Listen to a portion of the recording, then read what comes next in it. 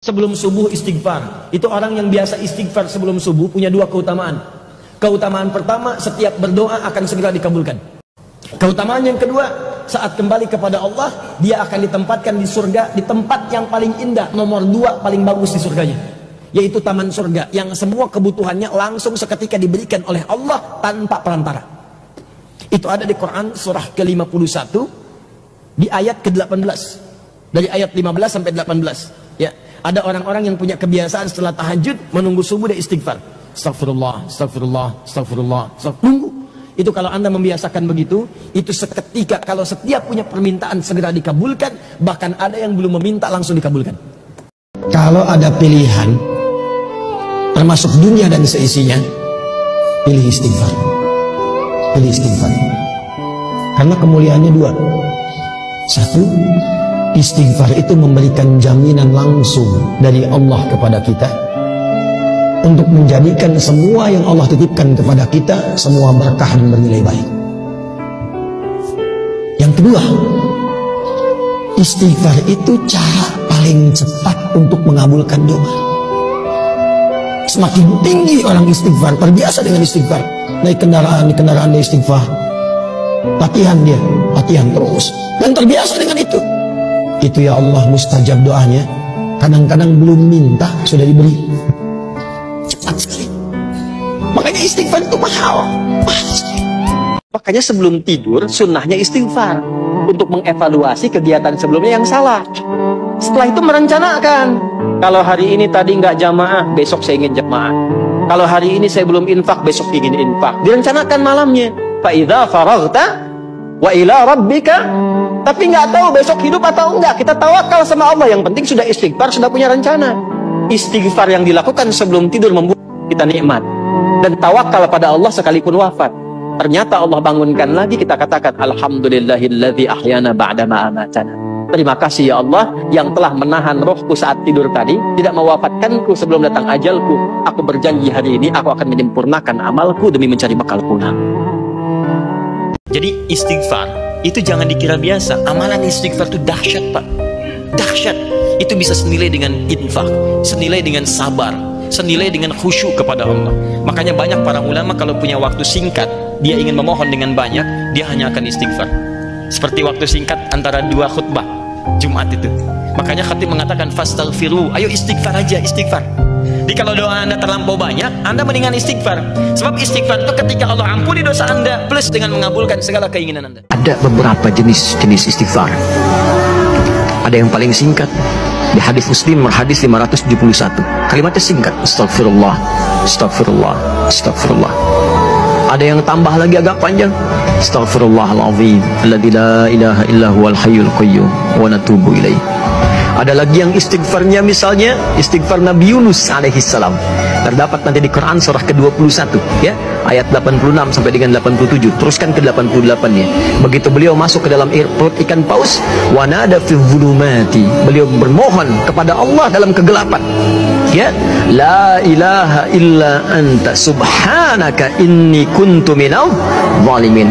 Ada istighfarnya Nabi Adam alaihissalam diabadikan di Quran. Begitu itu diberikan, Anda bacakan, seketika turun ampunan Allah. Itu di Quran surah ke-7 ayat 23. Rabbana zalamna anfusana wa illam taghfir lana wa tarhamna lanakunanna minal khasirin. Saat itu dibacakan, maka janji Allah di Quran surah kedua ayat ke-37 ya, paling kiri sebelah bawah. Kata Allah, saya terima taubatnya, saya ampuni dosanya. Fatalaqqa Adamu min rabbih kalimatin fataba alaihi.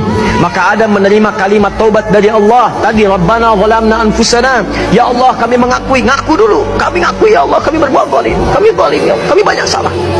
Wa illam taghfir lana, kalau engkau enggak ampuni kami saat ini ya Allah, wa tarhamna, engkau enggak berikan sayang pada kami, lanakunanna minal khasirin, kami pasti masuk orang rugi. Jelas sampai sini? Rahasia istighfar yang pertama, satu, Allah akan turunkan minimal sifat ghafar kepada hambanya. Dua, orang yang sering istighfar, maka Allah akan turunkan keberkahan lewat curah hujan yang lebat. Curah hujan, hujan yang berkah. Masya Allah. Tiga, ya istighfar. Ketika kamu istighfarnya benar kepada Allah, wa yumditkum bi amwalin, maka Allah akan melimpah ruahkan harta benda Anda. Ya, meluaskan harta. Wabanina, bahkan keturunan. Teruskan, 1, 2, 3, 4 keturunan. Allahu Akbar. 5. Kenyamanan atau kemapanan hidup. Wa yaj'al lakum anhara, kenikmatan hidup. Istighfar yang akan menjadikan kita pribadi yang mulia di hadapan Allah. Istighfar yang akan mengantarkan ketenangan hati. Istighfar yang akan mengantarkan kelapangan jiwa. Istighfar, kalimat yang akan mengantarkan kita ke dalam surganya Allah Subhanahu wa ta'ala. 5 keutamaan istighfar yang harus kita pahami. 1, istighfar itu menghapuskan dosa. 2, istighfar itu membersihkan hati. 3, istighfar itu melancarkan urusan. 4, istighfar itu menjaga kita dari keburukan.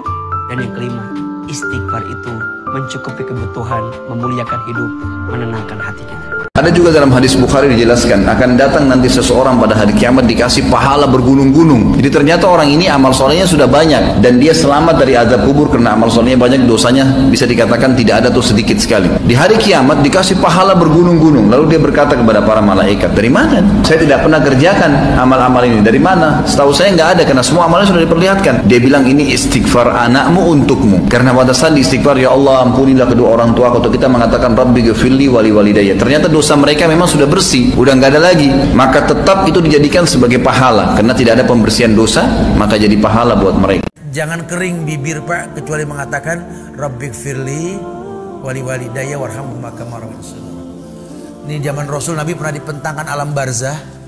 Beliau melihat orang yang dicambuk oleh malaikat, berhenti cambuk malaikat. Bertanya yang dicambuk ini, lima takifu min darbik.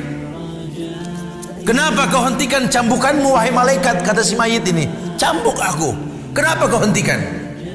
Apa kata malaikat? Kaifa adribuk wa waladuk istighfarulak.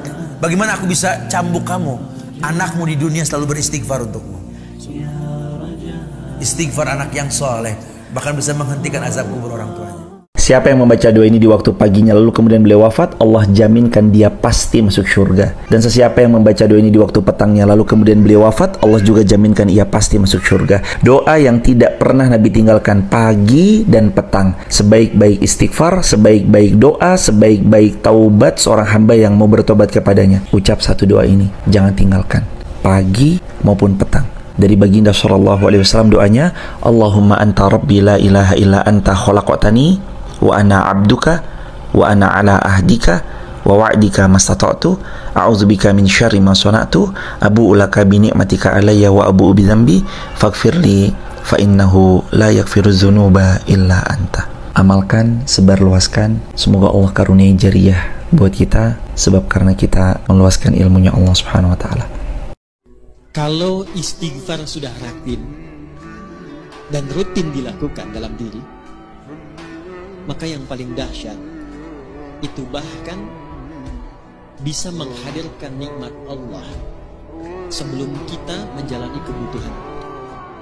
Bahasa gampangnya begini, bahkan perkara rezeki pun sebelum butuh Allah sudah siapkan. Sampai ke titik itu. Ya, sampai ke titik itu. Makanya dulu banyak orang-orang yang kalau ingin menarik perhatian Allah, dia banyak istighfar. Atau punya hajat itu, ya sesuatu yang bahkan penting, itu istighfar.